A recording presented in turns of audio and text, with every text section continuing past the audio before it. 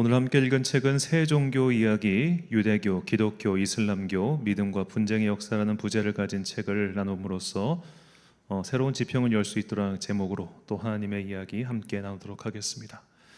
자, 오늘 함께 읽은 책은 이 세 종교 이야기, 그러니까 유대교와 기독교와 이슬람교를 소개한 책입니다. 근데 이 책을 지은 저자가 좀 독특한 분인데, 이 홍익희라고 하는 경제학 전문가예요. 이분은 대한무역공사, 그러니까 코트라에서 일을 하셨고 한국외대 스페인어과를 나왔습니다. 그러니까 본인의 이 독특한 경력이 책에도 고스란히 반영되어 있습니다. 그러니까 이분은 원래 유대인들에 대해서 굉장히 지대한 관심을 가지고 계세요. 이분이 그렇게 관심을 가지고 된 데에는 자기가 이렇게 코트라의 직원으로 세계 무역에 관해서 여러 활동을 하다 보니까 세계 어디를 가나 경제의 중심에는 유대인들이 있더라는 거예요. 이게 도대체 뭘까 해가지고 이분이 유대인의 역사를 열심히 또 공부하시고 취재를 하셔가지고 유대인 이야기라는 책으로 2011년도 그때 아마 문학 어떤 상을 받으신 걸로 제가 알고 있습니다. 이런 자신의 어떤 정보와 지식을 바탕으로 쓴 책이 이 세 종교 이야기예요. 그러니까 일반인, 더구나 이제 경제학 전문가가 이 각각의 종교에 대해서 쓴 겁니다. 그래서 이 책은 전혀 어떻게 보면 비교 종교학이나 그런 관점에 쓴 책이 아니고 굉장히 일반론적인 관점에서 쓴 책이다, 이렇게 보시면 되겠어요. 그리고 말씀드린 것처럼 저자가 워낙 유대인에 관심이 많다 보니까 이 책 전체 분량의 약 42% 정도가 유대인 이야기고 기독교가 가장 적습니다. 그리고 이슬람이 그만큼 많아요. 왜냐하면 기독교에 대해서는 사실 우리도 이미 기독교 문화권 속에 살고 있다고 말해도 과언이 아닐 겁니다. 왜냐하면 우리나라 사회 자체가 이 서구 문명의 영향을 굉장히 많이 받았잖아요. 그리고 서구 문명은 역시 기독교 사회고, 그래서 우리는 기독교에 대해서는 굉장히 접할 게 많은데 유대인이나 이슬람에 대해서는 그렇게 많지가 않죠. 그래서 이 책은 이 유대교와 또 이슬람교에 대해서 좀 이 시간 간단히 좀 소개하는 그런 시간을 가지고자 합니다. 제가 기존에 설교 때 많이 했던 내용들 말고 이 책에서 나왔던 좀 재미있는 내용들 위주로만 말씀드리려고 합니다. 왜 기독교인들이 유대교나 이슬람교에 관심을 가져야 하는가? 우리가 우리끼리만 있으면 우리가 어떤 모양인지 몰라요. 마치 어느 소설에 나오는 것처럼 외눈박이만 있는 섬에 가 있으면은 눈 두 개 달린 사람이 비정상이 될 거 아닙니까? 그러니까 우리 기독교인들끼리만 어울리고 기독교인들끼리만 살다 보면은 우리가 정작 무엇을 해야 되면 어떻게 살아야 될지를 모르는 순간이 많습니다. 그래서 비슷하지만 정확히는 어찌 보면 같은 한 인물에서 출발했지만 그 해석과 양상은 완전히 다른 나머지 둘을 비교함으로써 우리가 이들에게서 배울 점도 분명히 있는데 그 점에 대해서는 나중에 말씀드리도록 하겠습니다. 자, 유대교와 이슬람 그리고 기독교가 공동으로 좀 모실 만한 위인이 딱 한 사람 있어요. 누구냐면 바로 아브라함입니다. 물론 모세도 굉장히 중요한 인물이긴 하지만 아브라함은 역시 가장 중요한 인물이죠. 자, 유대인들에게는 당연히 자신들의 조상이고 기독교인들에게는 믿음의 조상이라 불리며 이슬람 사람들에게는 하디프 무슬림이라고 하는 그야말로 최고의 무슬림이다 라고 불리는 사람이 아브라함입니다. 자, 이 사람이 왜 중요한가? 자, 이 사람을 통해서 어찌 보면 어떤 분은 이렇게 해석하시는 분도 있어요. 하나님께서 보면 아브라함에게 너의 자손이 이 바다의 모래알처럼 많게 해줄 것이다 라고 하셨잖아요. 그래서 그 약속의 성취가 유대인들 뿐만 아니라 무슬림까지 다 포함해서, 기독교인 다 포함해서 성취가 되었다, 이렇게 해석하는 개신교 목사님도 계십니다. 저는 그 해석에 동의하지는 않지만 그렇게 생각하는 사람도 있다는 걸 말씀드립니다. 그렇게 따지면 전 세계에 있는 사람들 가운데 절반은 아브라함의 후손이에요. 이슬람이 그만큼 인원이 많으니까.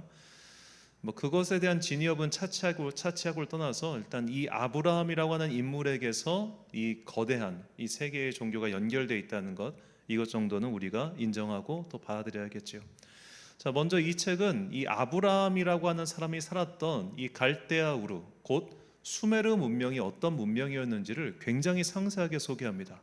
이것만으로도 이 책이 상당히 읽을 만한, 전공자들에게는 구매할 만한 가치가 있습니다.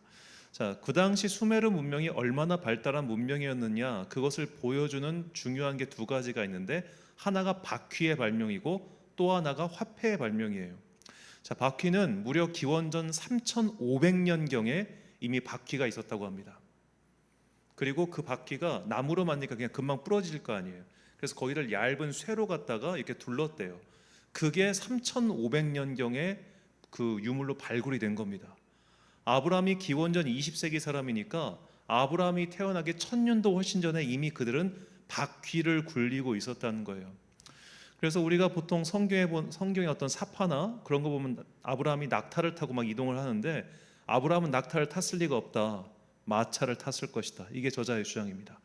그만큼 수메르는 이런 굉장히 발달된 문명 사회였다는 겁니다. 그리고 그들은 이미 화폐를 쓰고 있었는데 수메르 사람들이 쓰고 있던 화폐의 단위가 세겔이에요. 한 세겔, 두 세겔 할 때 그 세겔이 수메르 사람들이 쓰던 화폐 단위라는 겁니다. 이 세겔이라고 하는 것은 이 밀을 이렇게 한 묶음 했을 때 그거 무게를 세겔이라고 한다고 해요. 조금씩 뭐 지역마다 차이가 있겠지만 이미 그들은 그만큼 발달된 문명을 가지고 있었다는 겁니다.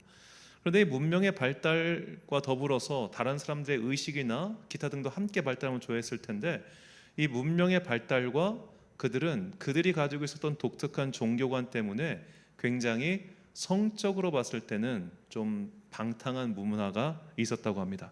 그래서 이 아브라함 시대의 수메르 문명의 특징을 정리하면 고도로 발달된 문명, 법률, 천문학 등이 있었고요. 풍요의 신, 이 아난다라고 하는데 이 신을 섬기는 종교행위가 있었습니다. 이것은 이제 바알 신앙의 어떻게 보면 기원이라고 생각하시면 되겠는데, 성행위를 통해서 풍요를 기원했고요. 모든 여성은 일생에 한 번 여신의 신전 앞들에 있다가 지나가는 낯선 남자와 성관계를 가져야 했습니다. 그리고 윤리가 없는 종교였습니다. 성에 금기가 없었습니다. 산재물, 특히 첫 번째 아이를 바치는 것이 최고의 봉사로 생각되었습니다. 그래서 금기가 없다는 것은 한마디로 말해서 우리나라 같은 경우는 팔촌간의 결혼 행위를 금지하잖아요. 이런 금기가 전혀 없었다는 거예요. 그러니까 아브라함 같은 경우도 그 사라가 자기 이복 여동생 아닙니까? 사촌 여동생이었던가? 네, 하여튼 그런 식으로 이제 촌수 관계가 되게 우리 보면은 막장이구나 하는 일들이 성경 안에 초창기에 있잖아요.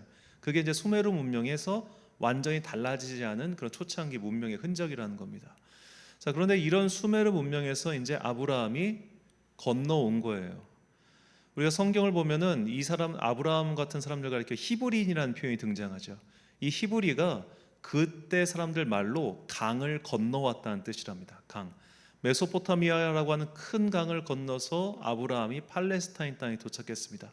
이 행위는 그렇게 발달된 문명, 특히 성적으로 봤을 때 금기가 없는 문명, 선이 없는 문명, 이런 문명과는 이제는 단절된 새로운 문화, 새로운 행위의 시작이었다는 겁니다.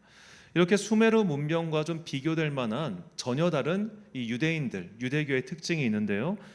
저자가 정리한 유대교의 특징은 첫 번째로 계약의 종교라는 겁니다. 인간은 거룩한 생활을 하고 신은 그런 인간에게 축복을 준다는 거예요.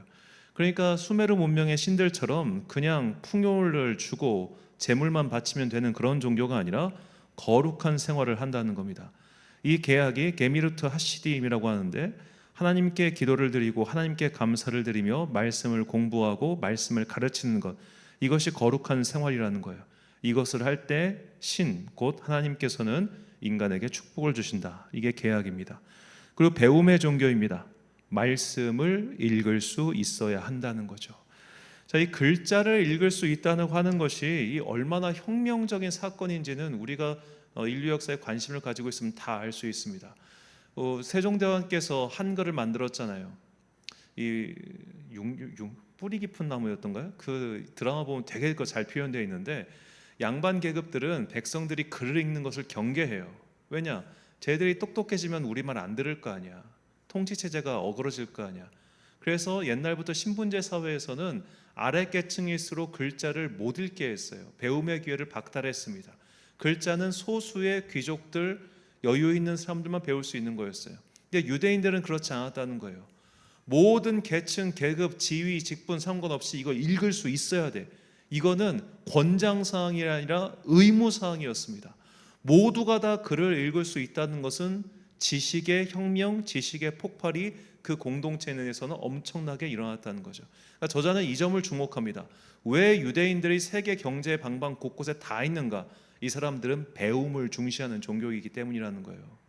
언제 어디서든 기본적으로 말씀을 읽고 배우는 것을 중요시하고, 이 사람들이 말씀을 읽고 배운다고 하는 것은 우리처럼 성경만 읽는 게 아니에요. 그것 성경보다 한 내용이 몇십 배는 많은 그놈의 탈무드, 그것까지 함께 공부합니다. 탈무드가 얼마나 내용이 많은지 몰라요. 우리나라에 완역되지도 않았을 겁니다. 하도 많아가지고. 바벨로니아 탈무드 같은 경우는 성경보다 몇십 배나 그 해석이니까 엄청나게 많단 말이에요. 그런 것도 함께 배웁니다, 학교에서. 물론 모두가 그 랍비가 되는 것은 아니기 때문에 그들처럼 몇 년 동안 그런 것을 배우지는 않겠지만, 그래도 그들이 어렸을 때부터 그런 거에 익숙하고 받아들이고 했던 것을 이미 몇 천 년 동안 한 것이죠. 그래서 그러니까 저자가 나중에 책 후반부에 보면 나오지만, 이 유럽의 경제사를 보면은 유대인 공동체에 대해서 관대했던 나라 지방들은 한결같이 다 경제가 발달했다는 거예요. 한결같이. 근데 유대인들을 배척하고 내쫓는 그런 곳은 유대인들 나가자마자 경제가 붕괴하고 나라가 어려워지고 그런 일들이 반복됐다고 저자는 그 굉장히 독특한 관점이에요. 그렇게 또 경제사를 서술하기도 했습니다. 자, 유대인들이 이렇게 말씀과 배움에 주목하게 된 가장 결정적인 계기는 바로 솔로몬이 만든 성전의 붕괴였습니다. 이제는 성전이 사라지고 나니까 과거처럼 제사장이 주도하는 제사를 드릴 수 없게 되었잖아요. 그 다음부터는 회당 공동체가 만들어지는데, 회당 공동체가 이렇게 설립함으로써 유대인들은 진짜로 말씀, 배움의 종교인으로 변화됐다는 거예요. 저자가 말해요. 기원전 6세기 바빌론 포로 시절 성전이 없이어 제물을 드리는 예배를 거행치 못하게 되자 선지자들은 하나님은 1000가지 제물보다 1시간의 배움을 더 기뻐하신다라고 가르쳤다. 하나라도 더 배워야 하나님의 섭리를 하나라도 더 이해하고 하나님께 한 발짝이라도 더 다가갈 수 있다고 가르쳤다. 유대교는 배움을 기도와 똑같은 신앙생활로 간주한다. 그들이 평생 공부에 매진하는 이유다. 자, 기도를 배움과 똑같이 간주한다. 예전에 저기 대전에 침신대학교라고 있는데, 그 침신대학교에 굉장히 침례교에 유명한 두 명의 목사님이 오셔서 설교를 하셨어요. 한 명은 윤석전 목사님이었고 한 명은 장경동 목사님이었어요. 제가 알기로는 그분들이 공교롭게도 같은 주에 오셨대요. 첫 번째 예배 때는 윤석전 목사님이 하시고 두 번째 예배 때는 장경동 목사님이 하셨다는 거예요. 윤석전 목사님이 신학생들에게 말하기를 신학생은 하루에 7시간씩 기도해야 된다고. 그러고 나서 이제 그 다음에 장경동 목사님이 오셨는데, 많은 사람들이 이 장경동 목사님이 하도 웃기다 보니까 그분이 책 얼마나 많이 읽는지 잘 모르는 경우가 많은데, 그분 진짜 공부 많이 하는 분입니다. 그분이 신학생들한테 그랬어요. 신학생들은 하루에 7시간씩 공부해야 된다고. 그러니까 학생들이 당황한 거예요. 바로 앞선 설교자는 7시간 기도하고 그 다음에 온 설교자는 7시간 공부하고 어떻게 하라는 거예요? 어떻게 하라는 거예요? 자, 물론 둘 다 맞는 말이죠. 근데 유대인들에게는 이게 두 가지가 구분이 안 된다는 겁니다. 그들은 배우는 것, 곧 성경을 열심히 배우고 그것을 내 삶 속에 녹여내기 위해서 노력하는 모든 행위도 거룩한 행위라고 봤던 거예요. 저는 이 책에서 사실 이 부분이 가장 감명 깊었습니다. 우리 한국 개신교회는 물론 교회마다 또 목사마다 강조점과 좀 깊은 교회 분위기가 다르지만 너무 한쪽으로 좀 쏠려 있는 것 같아. 좀 직설적으로 얘기하면 좀 무식해. 좀 그런 것들이 사실 제 개인적으로 아쉬운 부분인데, 이 책에서 이런 것들은 우리가 배워야겠구나라는 생각이 들었습니다. 자, 그들이 말하는 모세오경 토라에 대한 말씀이에요. 토라는 유대인들에게 어떤 장소든 어느 때든 거룩하라고 가르친다. 유대교의 거룩함은 성스럽고 위대하다는 뜻이지만 금욕적인 삶을 뜻하지는 않는다. 거룩한 생활이란 하나님을 표현하는 삶이다. 하나님이 보기에 아름답고 정당한 길을 걸어감으로써 하나님의 뜻을 나타내는 것이다. 이러한 신의 뜻을 추구하는 거룩함의 정신이 유대인의 모든 생활을 관통하는 키워드다. 자, 하나님이 보시기에 아름답고 정당한 길을 걸어간다. 자, 그러니까 정당하면 되는 거예요. 종교인만 하나님을 거룩하게 하고 기쁘게 하고 아름답게 하는 행위가 아니라 내 삶에서 하는 모든 직업생활, 모든 생활은 다 거룩한 행동이 될 수 있다는 거예요. 이거 참 우리가 좀 잊기 쉬운, 강조하기, 놓치기 쉬운 아주 좀 중요한 점이죠. 자, 이 토라에 대해서 또 재미있는 이야기가 있는데, 토라에 실린 계율의 숫자는 613개다. 이 가운데 하지 마라가 365개로 1년의 날수와 같고, 하라가 248개로 인간의 뼈와 모든 장기의 수와 같다. 토라는 특별하게 규제하는 것이 없으면 무슨 일이라도 할 수 있도록 허락되어 있다. 규제를 최소화하는 네거티브 시스템이다. 그러니까 우리가 말씀을 따라 산다고 할 때 사실 말씀이 내 삶의 모든 영역을 다 규정해 주는 것 아닙니까? 아닙니다. 보험에 드는 것이 말씀을 따라 사는 것입니까? 아닌 겁니까? 우리는 일상에 이런 여러 가지 소소한 것들까지도 성경에 기록되어 있나 기록되어 있지 않나 찾아봤자 아무 소용이 없어요. 여기서부터는 해석이 중요한 거예요. 기록되지 않은 행동에 대해서는 전체의 뜻에 비추어 보아 이것을 해도 될까 안 해도 될까를 스스로 결정하는 겁니다.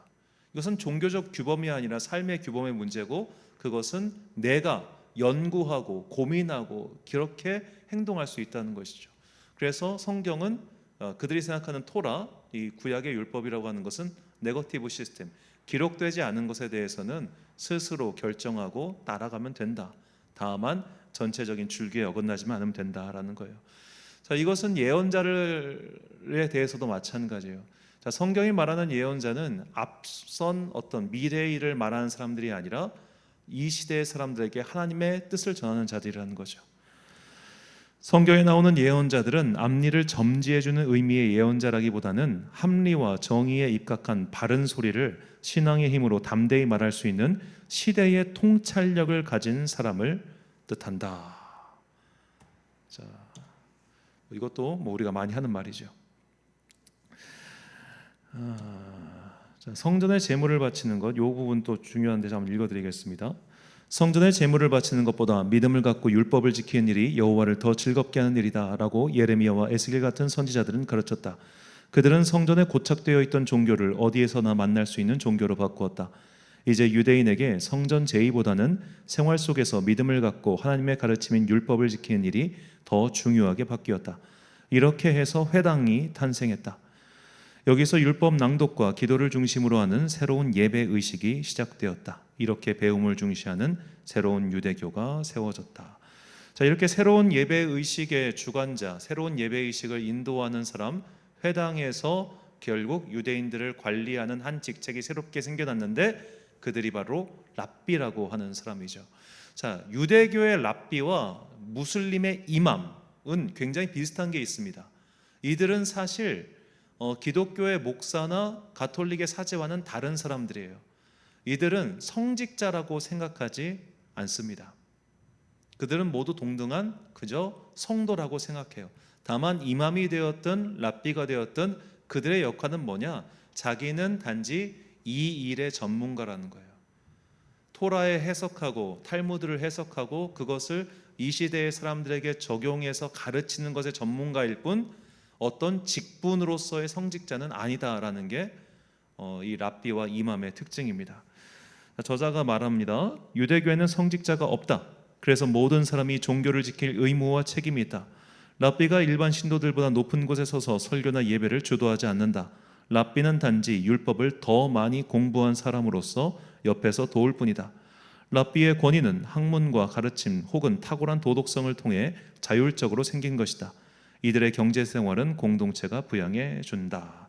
자, 이렇게 해서 이제 유대교의 세 가지 중요한 단어가 나오는데 거룩, 카도시와 정의, 자선, 체다카, 동정과 연민을 가리키는 캐세드, 이 세 가지를 삶에서 실천하는 것이 회개와 기도와 자선이라는 겁니다. 이 세 가지 단어 우리가 이미 성경을 하면서 참 많이 하는 단어죠. 자, 이러고 나서 이제 이 책에서는 유대교의 어떤 유대인들의 역사, 특히 이제 신구약 중간기와 로마 제국에 의해서 이들이 멸망당하고 멸망당한 이후에 막 흩어진 역사까지도 굉장히 자세하게 소개합니다.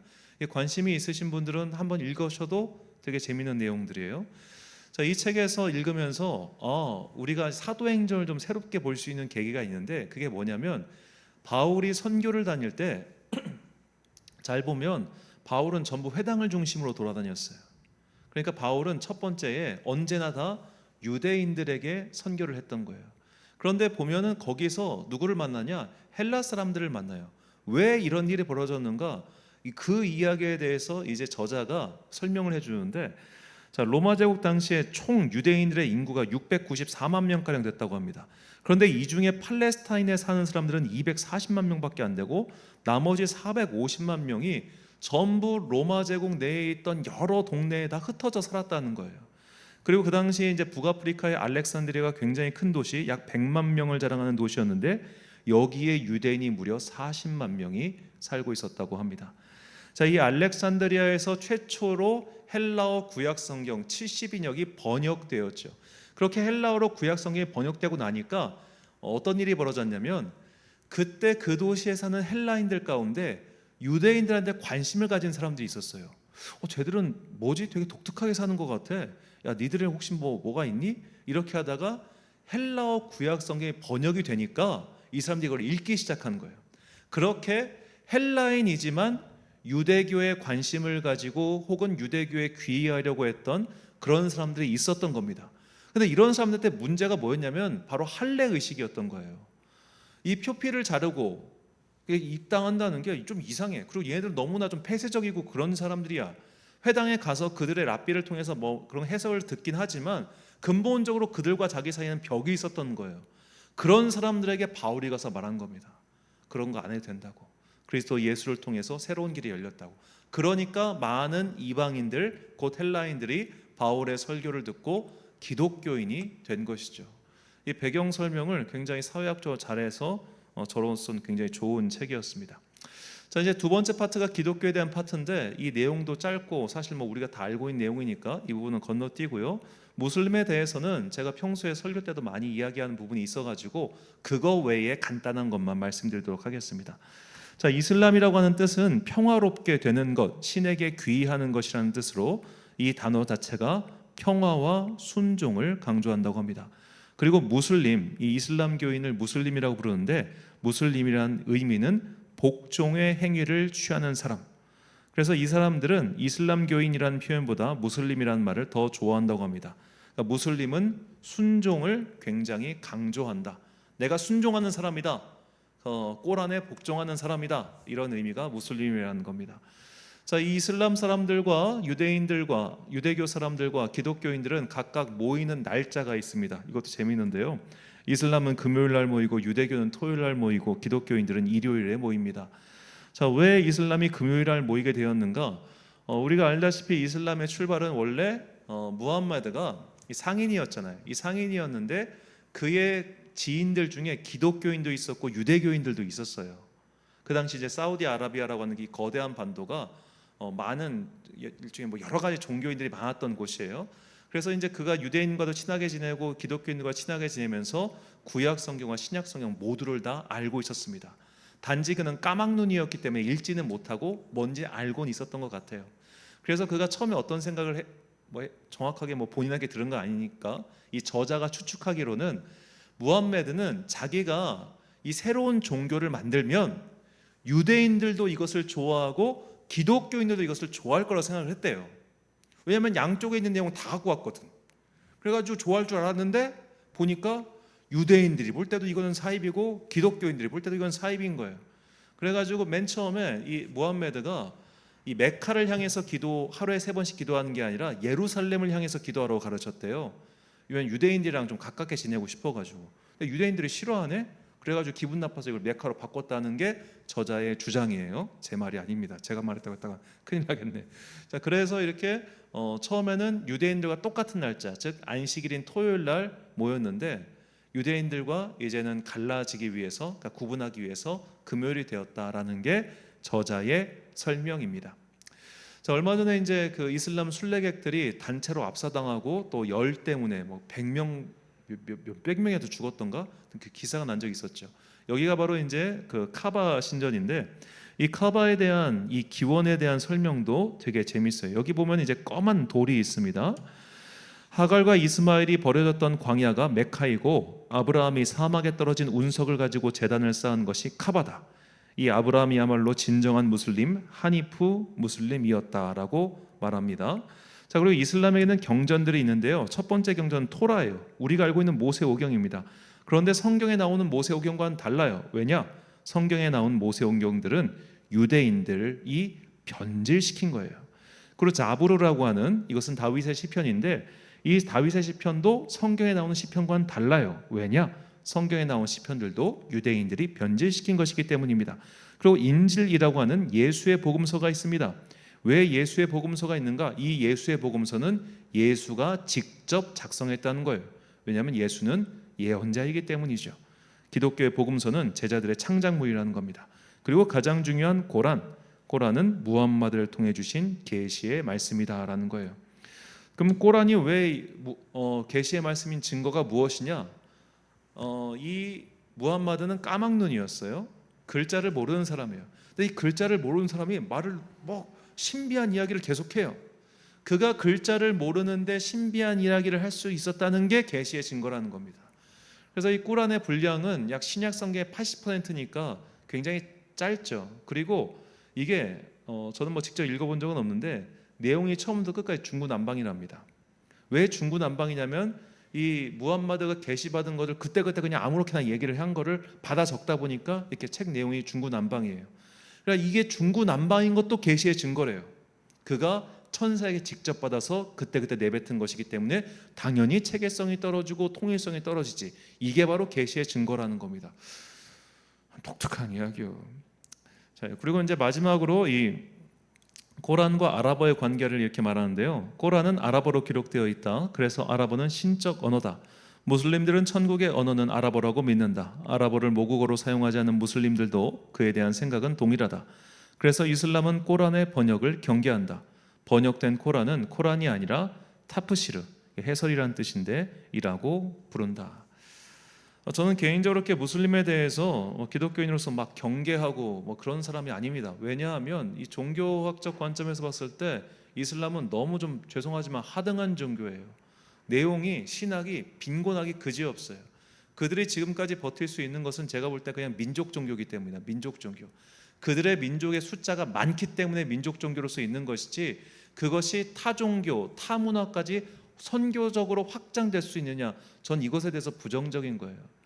그들이 이제 확장돼서 나가는 거 어디까지나 혼인 관계나 경제 관계를 통해서 그렇게 넓혀가는 것이지 오늘날 우리처럼 복음과 진리에 감화된 사람들이 그리로 가는 게 아니란 말이에요. 저는 지금까지 물론 있긴 있겠지만 이슬람의 교리에 감화돼 가지고 나도 무슬림이 되겠다고 말하는 사람을 아직까진 본 적이 없어요. 누군가는 있겠지만 진실한지 아닌지 모르겠습니다. 자, 여하튼 이렇게 유대교와 이슬람에 대한 이야기를 오늘 이 시간 좀 짧게 했었는데요. 긴가요? 여기서 제가 이제 배운 게 있다면은, 그리고 좀 중요한 게 있다면 이 두 종교에는 사제가 없다는 게 저한테 굉장히 크게 다가왔습니다. 사제가 없기 때문에 이들은 경전 연구에 모두가 다 힘씁니다. 모든 성도들, 우리로 치면 모든 교인들이 다 말씀을 연구하고 공부하는 일에 힘쓴다는 것, 이게 저에게 굉장히 크게 다가왔어요. 그만큼 한국교회 교인들은 그렇게 말씀에 열중하는 베레아 사람들 같은 그런 분들이 적은 것 같아요. 우리는 기도를 좋아해요. 기도를 좋아하는 건 물론 중요하고 너무 좋아요. 그런데 기도의 능력만 사모한 것 같아. 예언 기도하고 하고 싶어요. 치유받고 싶어 하고요. 특별한 일을 체험하고 싶어 해요. 왜 그런 걸 자꾸만 하고 싶어 할까요? 저는 그 마음의 근본에 내가 특별해지고 싶어라는 생각이 들어요. 내가 특별해지고 싶고 그 동시에 공부하는 걸 별로 좋아하지 않아요. 제가 교인들을 상대하면서 느낀 것 중 하나가 많은 교인들이 이게 어떤 설문조사를 해보면은 담임 목사의 설교가 성경적이었으면 좋겠다는 말이 제일 많이 나옵니다. 어느 조사든 간에. 그래서 막상 설교 때 성경 말씀을 인용 많이 하고 성경 말씀을 계속 풀어서 설교하면 어떻게 되는지 아세요? 다 졸아요. 너무너무 어려워해요. 너무너무 지루해해요. 그러다 보니까 목사가 자꾸만 성경 내용은 덜 하게 되고 각종 예화를 써가면서 어떻게든 재밌게 하려고 웃기게 하려고 하는 거예요. 안 들으니까. 저도 솔직히 이제 영상으로 누군가의 설교를 들을 때 30분에서 40분 가까이 되는 그 긴 내용을 집중해서 듣는 것이 쉽지가 않습니다. 말씀을 연구하고 또 말씀을 기록하고 이것을 배운다고 하는 것은 우리의 노력이 필요한 일이고 이 노력은 쉽게 할 수 있는 일이 아니에요. 그러다 보니까 점점 더 노력하지 않고도 그럴싸해 보이는 길을 찾고 있는 것은 아닌가? 저는 이것을 경계하고 또 걱정합니다. 그런 관점에서 우리가 이들에게서 배워야 될 것이 있다면 정말로 열심으로 온 힘을 다해서 말씀을 연구하는 그런 각자의 직무를 다하고 있다는 점이죠. 오늘 본문 말씀을 우리가 주목할 필요가 있는데요. 본문 11절과 12절. 그가 어떤 사람은 사도로, 어떤 사람은 선지자로, 어떤 사람은 복음 전하는 자로, 어떤 사람은 목사와 교사로 삼으셨으니 이는 성도를 온전하게 하여 봉사의 일을 함께 하며 그리스도의 몸을 세우려 하심이라. 아멘. 자, 사도와 선지자와 복음 전하는 자와 목사와 교사, 이들의 공통점이 있습니다. 성경을 연구하지 않으면 할 수 없는 직분이라는 겁니다. 사도가 되었던, 선지자가 되었던, 목사가 되었던, 교사가 되었던 모두가 다 말씀을 연구해야 되는 직분자예요. 이걸로 우리 모두를 부르셨다는 겁니다. 아유, 성경 연구는 목사님만 하면 되지, 성경 묵상은 목사님만 해야지, 이게 아니라 우리 모두에게 이것이 주어져 있다는 거예요. 여기 앞에 서 있는 사람은 단지 그것을 전공한 사람으로서 모르는 것이 있으면 가르치고 그것을 지도해 주는 사람일 뿐, 우리 모두에게 동일한 의무가 있다는 겁니다. 그래서 일주일에 한 번 그냥 딸랑딸랑 들고 와가지고 먼지 쌓인 성경책 피고 이것이 아니라 내가 나의 삶 속에서 오늘 주신 말씀, 그리고 내가 배워야 되는 말씀을 꾸준히 공부하고 배우는 것, 이것이 우리 모두에게 있는 의무이며 우리가 저들에게서 배울 수 있는 중요한 점이라는 것, 이 점을 잊지 않았으면 좋겠습니다. 시편 119편 147절과 148절 말씀 함께 읽겠습니다.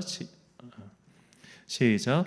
내가 날이 밝기 전에 부르짖으며 주의 말씀을 바라싸우며 주의 말씀을 조용히 읊조리려고 내가 새벽녘에 눈을 떴나이다. 아멘.